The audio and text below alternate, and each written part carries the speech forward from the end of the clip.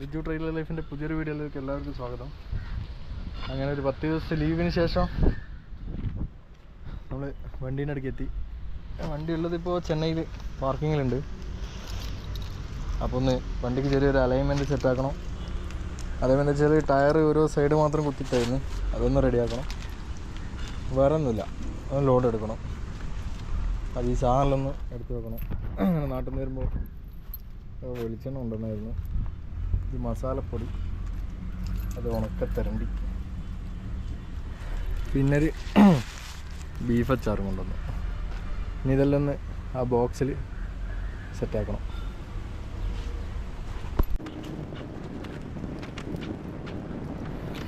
എല്ലാം ഈ ബോക്സിലേക്ക് വെക്കാമെന്ന് കാരണം വെച്ചാൽ വണ്ടീൻ്റെ ഉള്ളിൽ ഒന്ന് ക്ലീനാക്കണം. അപ്പോൾ ഇത് അതിൻ്റെ ഉള്ളിൽ വെച്ച് കഴിഞ്ഞാൽ എല്ലാം തട്ടും മുട്ടെല്ലാവും. പിന്നെ ഒന്ന് വെച്ചാൽ ഈ ഫുഡ് ഐറ്റംസ് ക്യാബിൻ്റെ ഉള്ളിൽ കയറ്റി കഴിഞ്ഞാൽ എലീൻ്റെ ശല്യം ഭയങ്കരമായിട്ടുണ്ട്. അതുകൊണ്ടല്ല ഈ ബോക്സിൽ കെട്ടിയിട്ട് പുറത്തേക്ക് വെക്കുന്നുണ്ട്. ഞാൻ ആദ്യം പോയ വണ്ടിയിൽ കിച്ചണെല്ലാം വണ്ടീൻ്റെ ഉള്ളിലായിരുന്നു. ഇപ്പോൾ ഫുള്ള് എലി ശല്യം. അങ്ങനെ വണ്ടി ഓപ്പണാക്കി ടയറിലൊന്ന് ചെക്ക് ചെയ്ത് വെക്കണം. ഇതൊരു വേറൊരു ഡ്രൈവർ ബോംബെ നിന്ന് എടുത്തിട്ട് ചെന്നൈയിലേക്ക് വന്നേ. അപ്പോൾ ജസ്റ്റ് ഒന്ന് നോക്കിയാൽ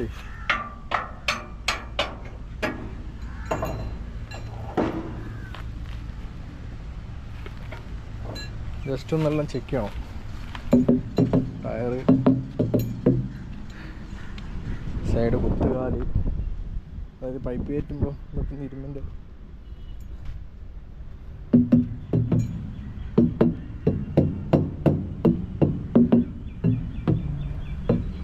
ഓക്കെ, കുഴപ്പമില്ല. ഇനി ഇവിടുന്ന് വണ്ടി എടുത്തിട്ട് നേരെ അലൈൻമെൻറ്റ് സെറ്റിങ്. കാരണം വെച്ചാൽ ടയർ ഒരേപോലെ തയ്യുന്നില്ല. അപ്പോൾ അതൊന്ന് റെഡിയാക്കണം. ഒരു ടയർ ചേഞ്ച് ചെയ്യാനുണ്ട്, അതൊന്ന് റെഡിയാക്കണം.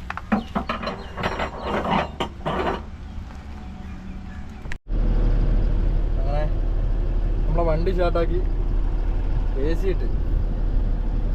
നാട്ടിലത്ര ചൂടില്ല, നാട്ടിൽ നല്ല ചൂടാണ്.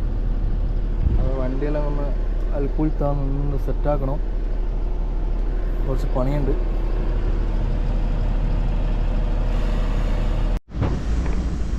അങ്ങനെ അലൈൻമെൻറ്റ് ചെയ്യാൻ വേണ്ടിയിട്ട് അലൈൻമെൻറ്റ് ഗാരേജിൽ കയറ്റി.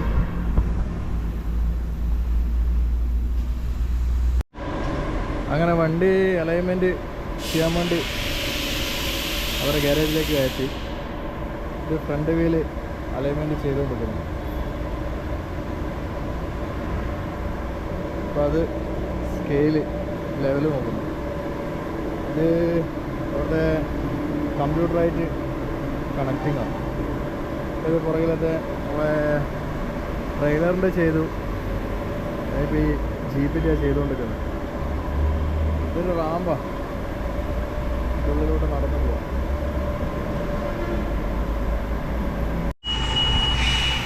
അങ്ങനെ അലൈൻമെൻറ്റൊക്കെ ചെയ്ത് വണ്ടി പുറത്തേക്ക് എടുക്കുന്നത്. അപ്പോൾ കൂടെ വീഡിയോ എടുത്തു തരാൻ ആരുമില്ല.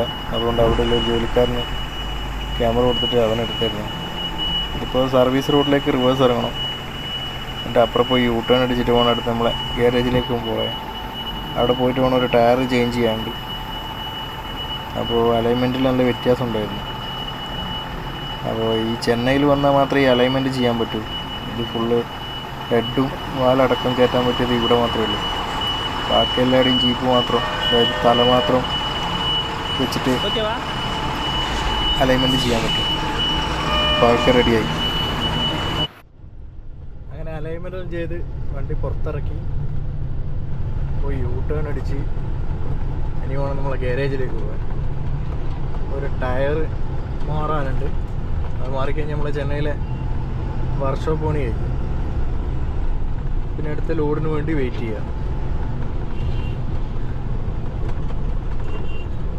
ഇതൊന്ന് ഗാരേജിൽ കൊണ്ടുവച്ചിട്ട് വേണം ചായ കുടിക്കാൻ പോയാൽ. എന്താ വെച്ചാൽ ഇന്നലെ രാവിലത്തെ നാട്ടിൽ നിന്ന് ഇങ്ങോട്ടേക്ക് വരുന്ന ട്രാവലിംഗ് ആണ്ടൊന്നും കഴിക്കാൻ പറ്റിയില്ല മര്യാദയ്ക്ക്. ഇതൊന്ന് സെറ്റാക്കി അവിടെ വെച്ച് ചായയൊക്കെ കുടിക്കണം.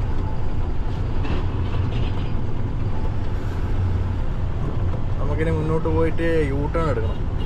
യൂ ടേൺ എടുത്ത് ഈ ഒരു ലോറി ഇറങ്ങി വരുന്ന ഈ കവാടത്തിൻ്റെ ഉള്ളിലേക്ക് പോകണം. വണ്ടി തേച്ച് പൊടിയെ പോകണം. എന്നുവെച്ചാൽ ബോംബെയിൽ 10 ദിവസത്തോളം ബോംബെയിൽ പാർക്കിങ്ങിലിട്ടാണ്. അതിനുശേഷം വേറെ ഡ്രൈവർ എടുത്തിട്ട് ചെന്നൈയിലേക്ക് വന്നു.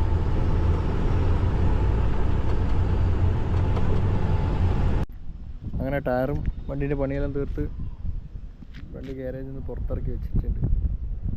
അപ്പോൾ ഓഫീസിലേക്ക് വിളിച്ച് മെസ്സേജ് ചെയ്തു, വണ്ടീൻ്റെ പണി കഴിഞ്ഞു, അപ്പോൾ ലോഡുണ്ടെങ്കിൽ വിളിക്കും. അപ്പോൾ ഇന്ന് ഫുള്ള് ഓട്ടമായതുകൊണ്ട് മൊത്തം വണ്ടി 4-5 ബസ് മാറി കയറിയിട്ട് ഇവിടെ എത്തി ചെന്നൈയിൽ. എന്നുവെച്ചാൽ ഇന്നലെ ട്രെയിനിന് വരാൻ വേണ്ടി വിചാരിച്ചതാണ്. അപ്പോൾ ട്രെയിനിന് ടിക്കറ്റ് കിട്ടിയിട്ടില്ല, നല്ല തിരക്കായിരിക്കും. ലോക്കലിൽ കയറി കഴിഞ്ഞാൽ പെട്ടുപോകും. അതുകൊണ്ട് നാട്ടിൽ നിന്ന് ബസ് കയറി അങ്ങനെ മാറി കയറി വന്നതാണ്. നല്ല ക്ഷീണമുണ്ട്. ഫുഡൊന്നും മര്യാദയ്ക്ക് കഴിക്കാൻ പറ്റിയില്ല, വെച്ചിട്ടില്ല. ഇത് നമ്മളെ ഗ്യാരേജ് അടുത്തടുത്ത് പുറത്തിട്ട്, ഇത് നമ്മളെ കമ്പനി വണ്ടി. രാത്രിക്ക് പുറത്തുനിന്ന് കഴിക്കാമെന്ന് വെച്ച്. ലോഡുണ്ടെങ്കിൽ ലോഡിനടുത്ത് പോകണം. ഫുഡ് വെക്കാൻ നിന്ന് കഴിഞ്ഞാൽ പിന്നെ എല്ലാം പകുതി കഴിക്കും.